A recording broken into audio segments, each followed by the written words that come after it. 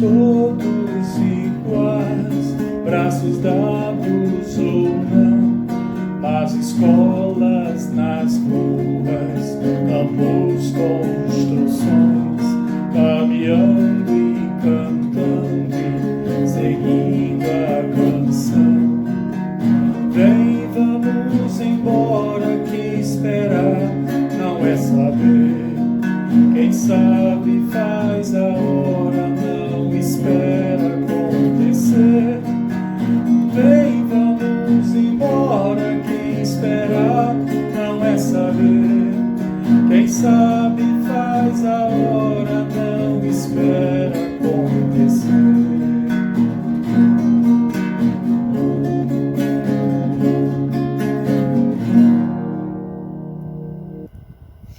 Essa música, Por que não falei das flores, de Geraldo Vandré, ela é um trabalho que retrata muito bem a relação entre a arte e a questão política. Como nós sabemos aqui, na página 251 do nosso livro de artes, livro adotado na escola, nós temos como um capítulo atitude política. O que seria, na verdade, essa questão da atitude política? Seria o comportamento em que a obra artística pode estar exatamente fazendo referência a questões de natureza histórica, de natureza política, abrindo espaço para reflexões acerca de regimes governamentais, sobretudo aqueles totalitários, aqueles que se estabelecem por meio da censura, por meio da ditadura. Vamos ler aqui um trecho da página 251, ok? A Santa Joana dos Matadouros é de autoria do poeta, dramaturgo e diretor teatral alemão Bertolt Friedrich Brecht, mais conhecido somente como Bertolt Brecht. Brecht foi um dos artistas mais importantes da história do teatro mundial, pois revolucionou a forma com que o teatro era encarado na época, de maneira bastante polêmica e ousada, representando uma fundamental referência até os dias de hoje. Para Brecht, uma peça teatral deveria ir muito além de divertir ou entreter o público, tornando-se um instrumento de reflexão. Então esse ponto aqui é muito importante, porque está exatamente no que nós realmente queremos tocar nesta aula. O papel da arte não é apenas de entretenimento, não é apenas de diversão, não é apenas uma questão estética. Dentre os vários papéis que a arte desempenha, um deles é a questão da reflexão, é a questão das discussões que se permitem fazer a partir da obra, fazer com que as pessoas possam exatamente avaliar, exatamente verificar as posturas que são adotadas nos governos, nas questões que estão relacionadas à economia, questão política, questão social.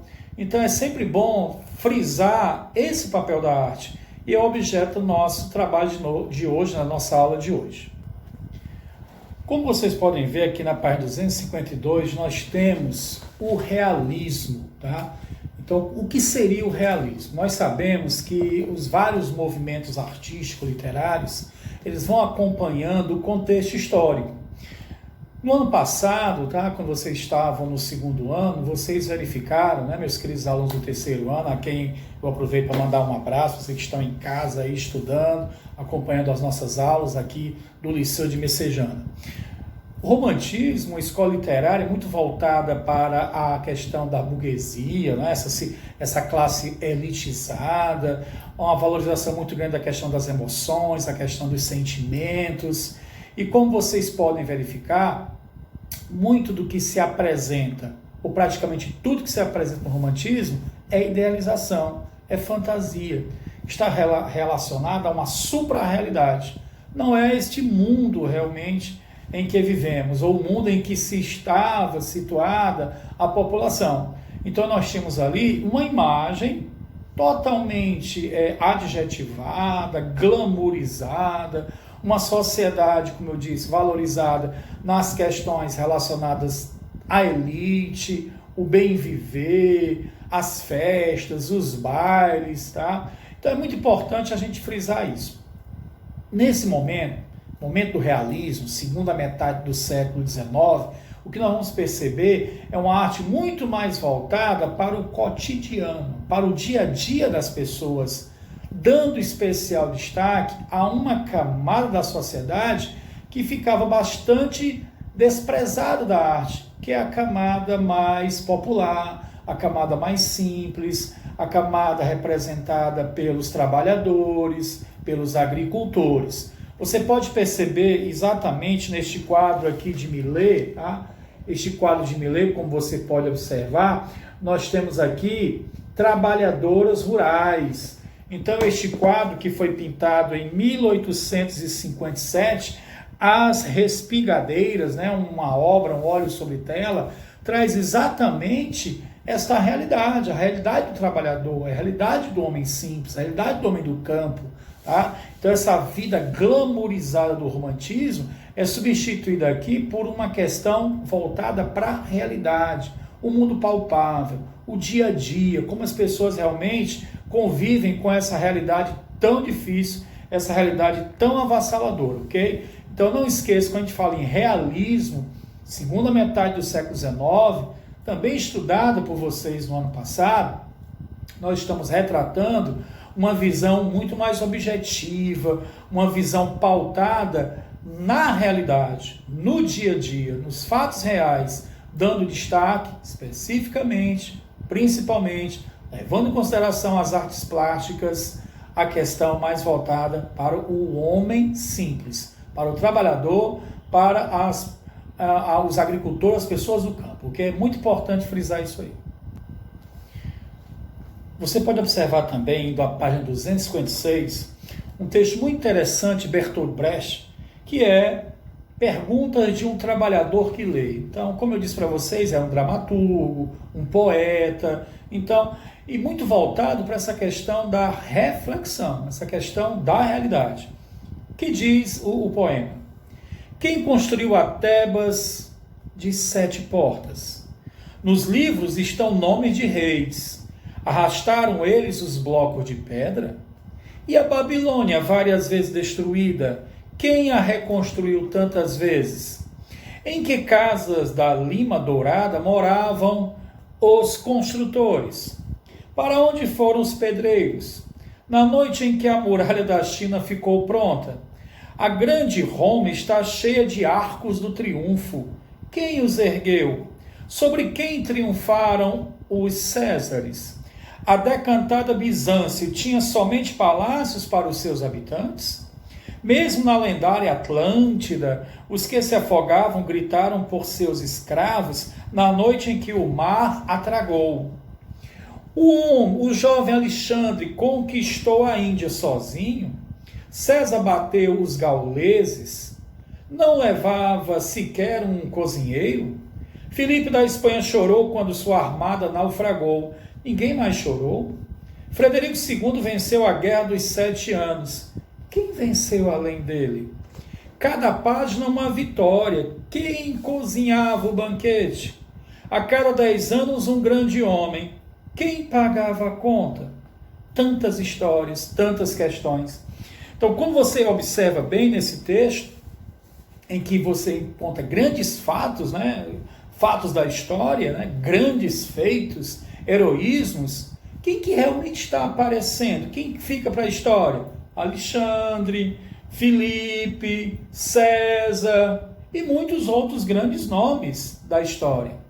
Então, o texto permite refletir, e os demais? E o povo? E os soldados? E as pessoas simples?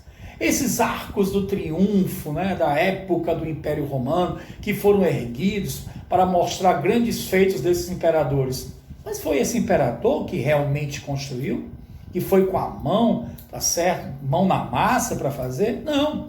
Então, esses muitos anônimos que não aparecem nos livros de história, que não aparecem na história, esses são, com certeza, aqueles importantes, as importantes figuras que construíram essa história.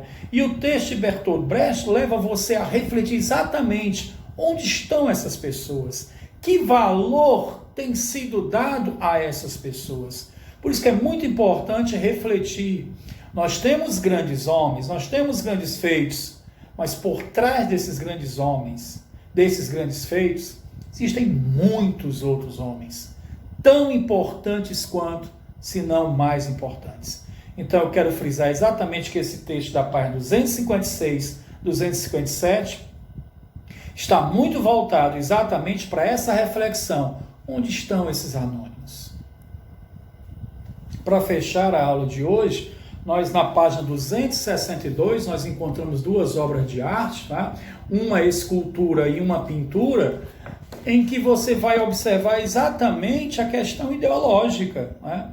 Então essa questão da arte, o poder político, a questão da ideologia, quem está por trás, quem está financiando essas obras, que regime de governo quer ser exatamente valorizado, que quer ser destacado.